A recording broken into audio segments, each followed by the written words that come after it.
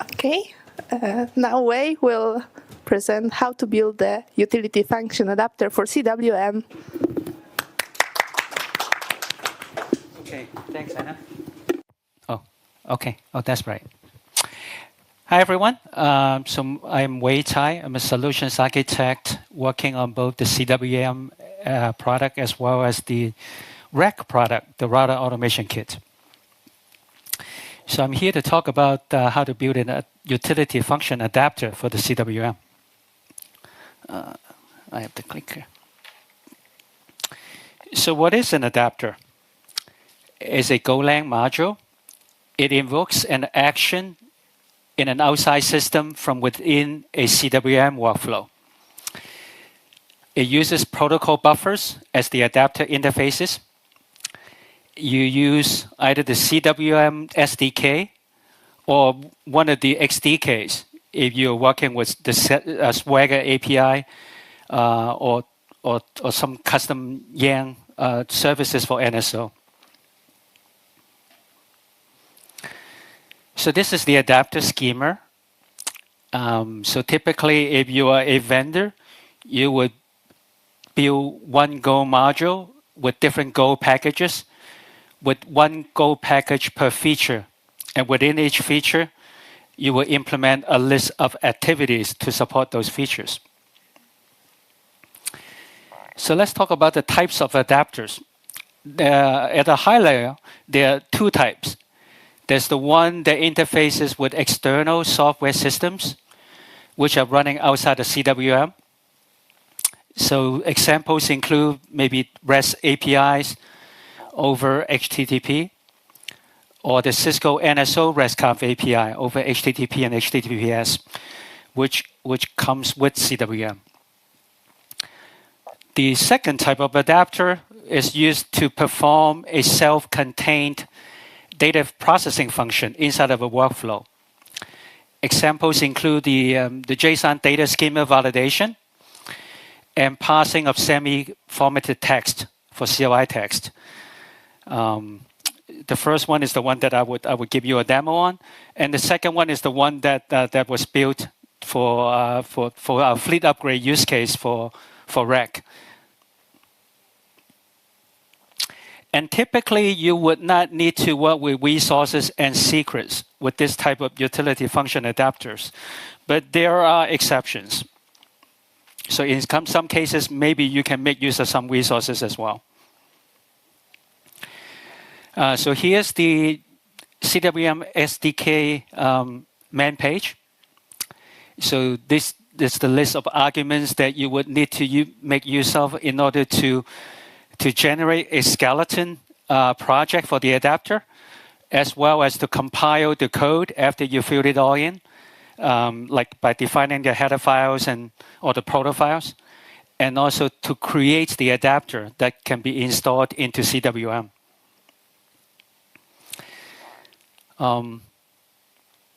So this is an example of how you would use the CWM SDK to create the adapter.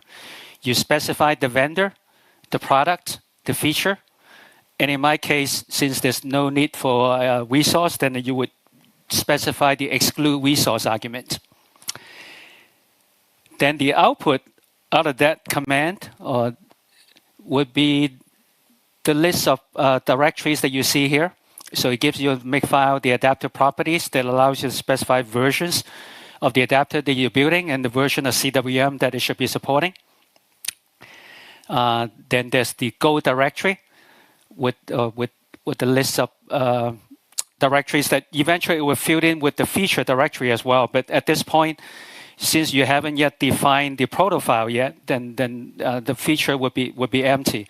But there will be some common code, the errors that go and logger that go that would be used by all adapters. And then there's also the proto directory. And it is the feature, the vendor product feature that adapted that proto file that you would have to go in order to fill in the specifications for the adapters that you're building. So this is the sort of the skeleton proto file for the feature that you will be building. It's got the service activities where the RPC call is. So in this case, it just calls it my activity, right? So for your features, you would rename it to whatever your activity is for your feature, along with the my request and my response. My request is pretty much the input argument that needs to be passed into the adapter, and my response is sort of the output of the adapter. And the data types for both the input or the request and response are listed there.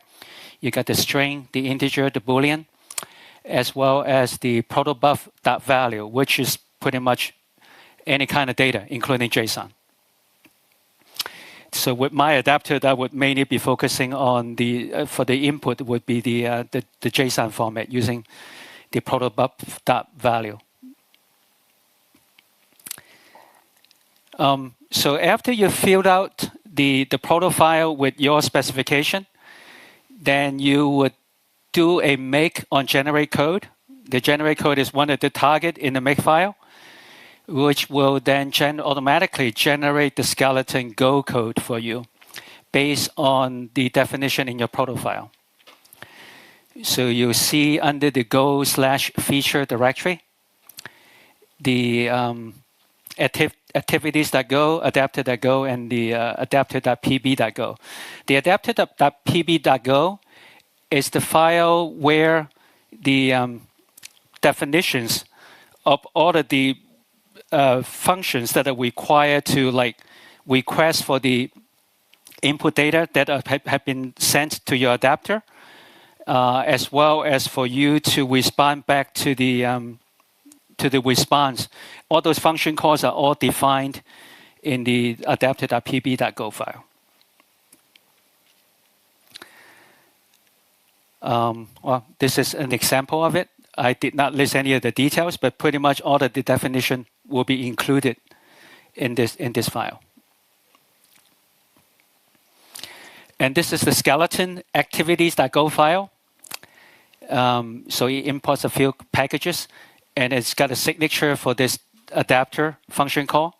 And this is where the implementation of your adapter code should go.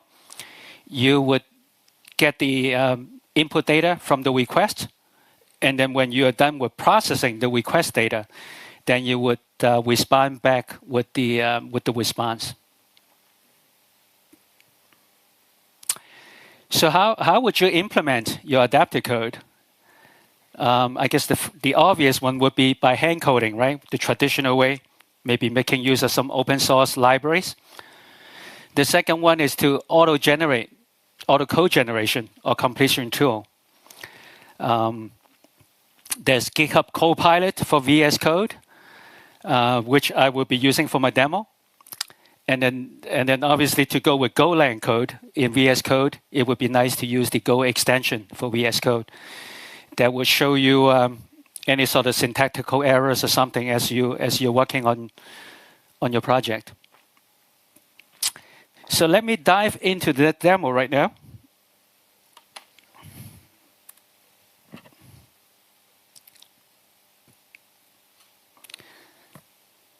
Okay, so I am using VS Code. So right now in my directory, I have a shell script for creating the adapter project. Very similar to the command line that you saw on the slide. So I just built it. I am calling it the JSON schema as the feature. Well, as not feature. Oh, it is feature. Not product, I'm sorry.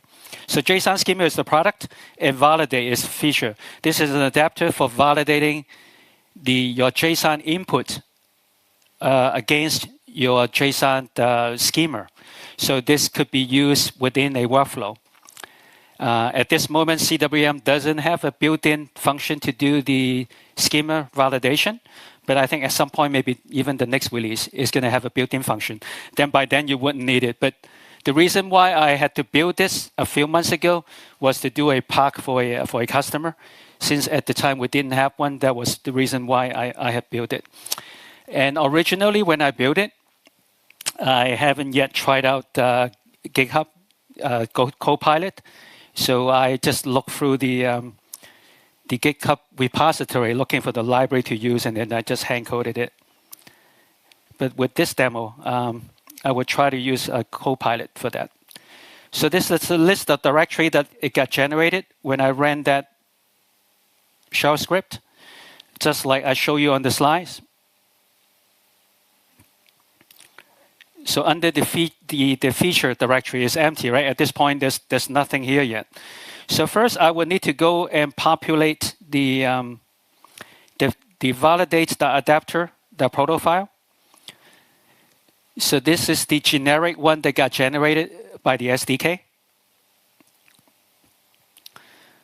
Let me go and look at one that I have filled out already. I can just copy and paste. So in here, I've defined the RPC call to be named validate. And then the request, I am sending in 2 JSON values for both the input and the schema using the google.protobuf.value. And the output, the response coming back, would be a string. Okay, so let me go and copy this.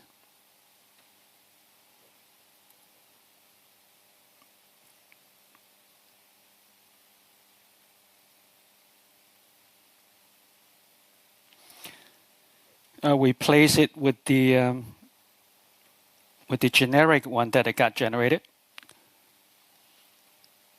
I'll save it. So this defines the RPC call and the request and response for my feature. Then I can do a make. I have to first cd into the directory.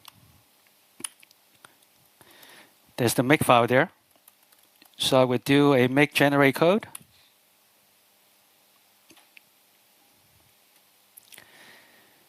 So from the defined validate adapted proto file, it generated a few Go files for the activities, the adapter, and the adapter.pp.go, right? This is the one that I mentioned that has the implementation for the calls to get the request and handle the response going back at the end of a call into the adapter. Now let's look at adapters activities.go. So this is the skeleton one, right? So this is where the JSON schema validation code needs to go into. So I'm going to show you. Well, I have tried many different prompts. Well, maybe let me make sure I bring this one up as well. Oh, I already brought that one up. If you read the documentation for GitHub Copilot, it can supposedly is able to read up to 2 to 3 files that are opened in VS Code when it try to generate code for you. But in my case, my experience has been that it hasn't been very useful. Other than the one that I'm actively looking at when I ask that question, when I give it that prompt, it seemed to sort of ignore the other ones. So I'll show you what I mean. So I had a prepared question from before, so I don't have to do the long typing. Oops. Why is it?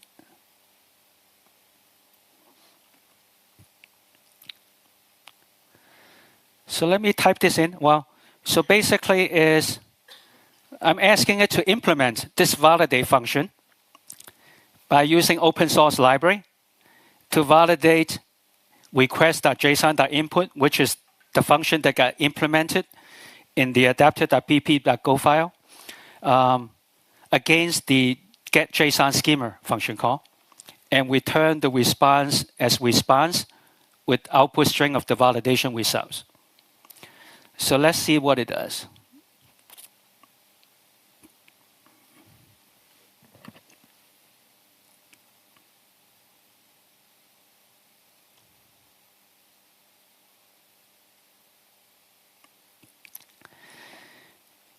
So it was smart enough to tell me which Go library to use, which was indeed the one that I had used.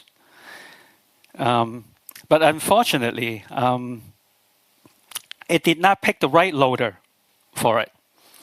The reason being, as I explained earlier, it didn't quite gone out of its way to find out the data type that's being returned by these two function calls, the get JSON input and the get JSON schema. And maybe the other thing I can show you as well is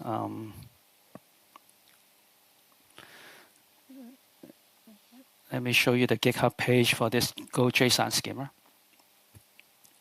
So if you look through this, it gave you some examples.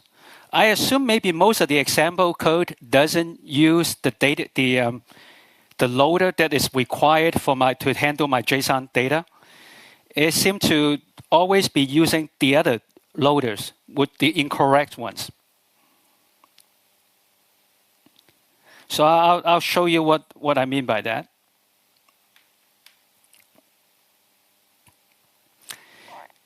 So if I accept this and save it, and now if I do a make generate code, oops, how come it gave me an extra one? Extra bracket. Let's build it again. Okay, it built it. But then you see these curly red lines. It shows you that there's some syntactic errors in your code from the Go extension. I can ask Copilot to explain for me. Explain using Copilot.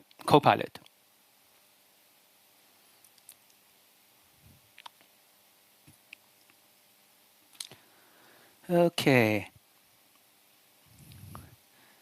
This is from previous chat. It's now coming in.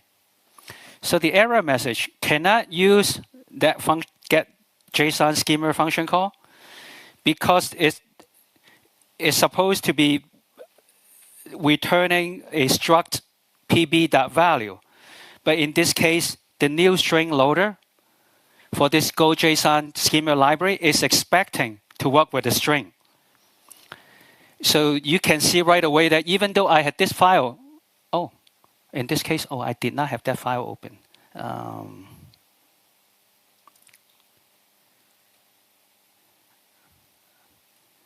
Even if I open, okay, let's try this. Let me do it one more time. I can undo it.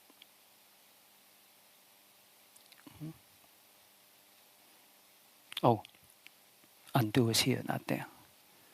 Let me undo it and try it again. Now that I have that file open, just to show you that even though when I have the file opened, it still did not generate the right code for me.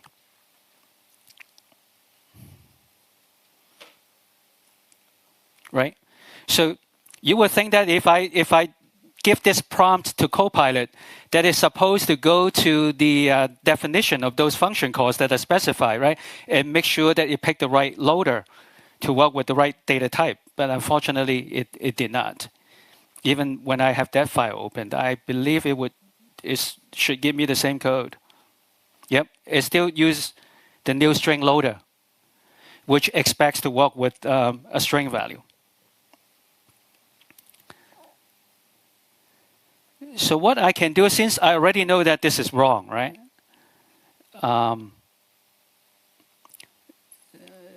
Then what I can do is,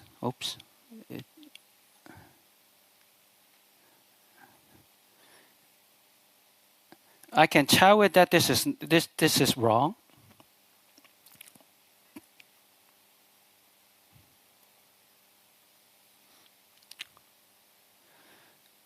Where would I put that?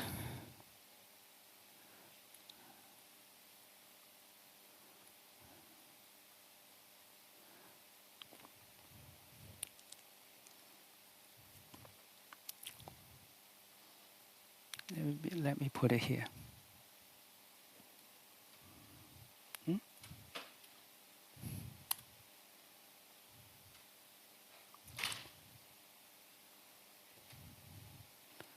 How come there's no way for me to specify a new command?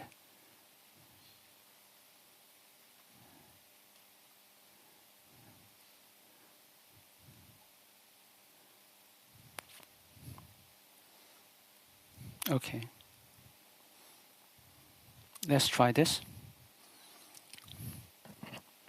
I'm telling it that the previous code won't work. Now this time, it knows to generate the right code, that it will first convert the JSON schema and JSON input from JSON format into a string format before they pass them to the schema loader and the input loader. So in this case, when I tried it, this code actually works. But I guess the downside is you have to know what you're doing, right? And give it further instructions for it to generate the right code. But if you look at the actual code that I have used,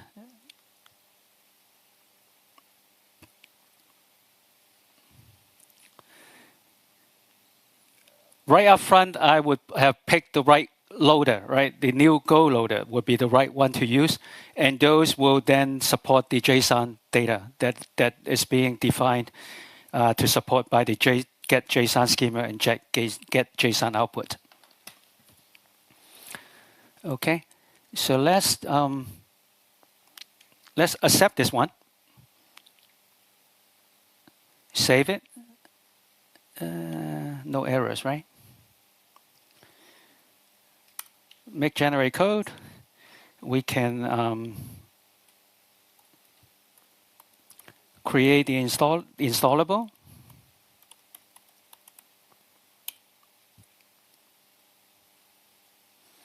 Oh, I actually want to use a different version. Let me do it one more time. Let me first edit the properties file. Let me give it a different version.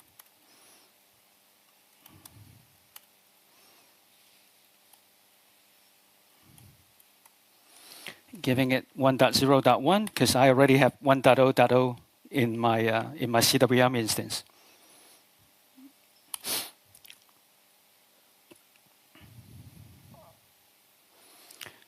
So the out folder is where the generated installable, the taskbar, will be created. So in this case, I created two versions of it. So let me show you how I would load this into CWM and make use of it.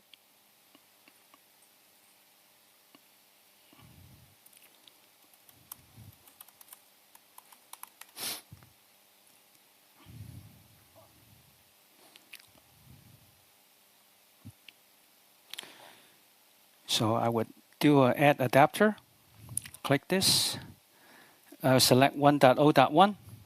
This was the directory that I was working in.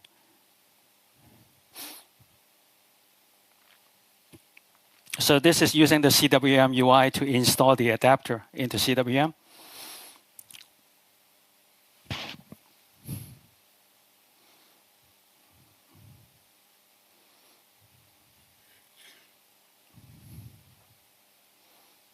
Then the next thing I'll show would be to modify an existing workflow.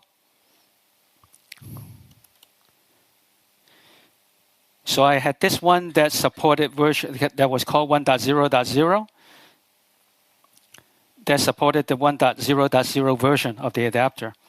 So I'm going to create a new one because I have now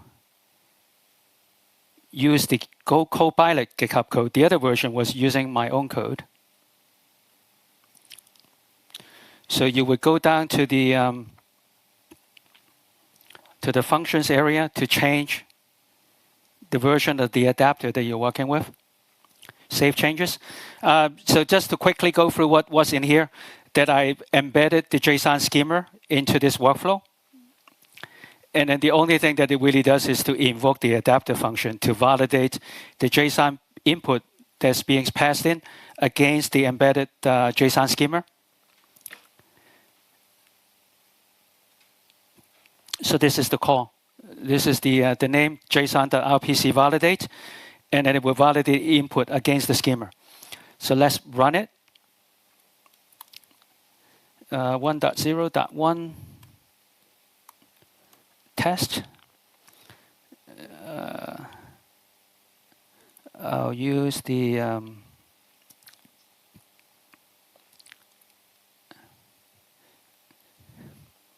I guess it's not important what schema I'm working with, but basically a schema, JSON input against a schema. If I do a run job,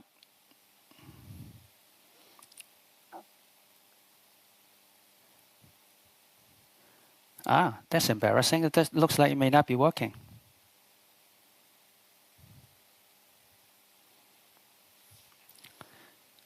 I am not sure what may have gone wrong in my code. I had the wrong loader?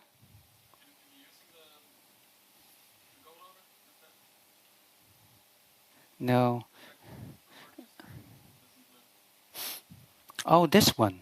Convert validation without to string. Okay. Okay.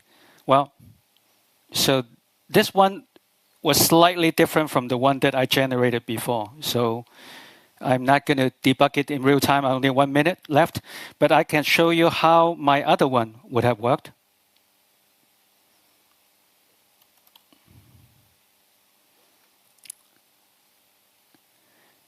So this is the one that uses the Go loader. If I run this one, test.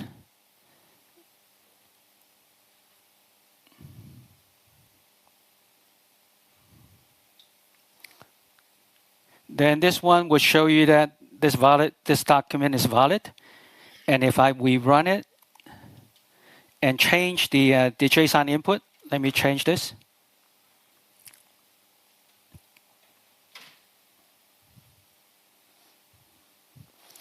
Then it shows you the document is not valid, that it expects to see auto or manual instead of test.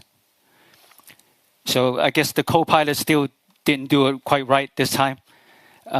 So I don't think Copilot is quite ready. I know they're looking at adding improvements to be able to look at more files, to be able to make the right suggestion for code to use. So it still requires a lot of knowledge of being able to hand code yourself. Maybe I can give 1 or 2 minutes to answer questions. Any questions?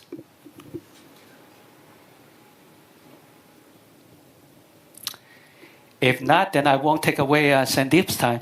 I'll pass it on to Sandeep. Thank you.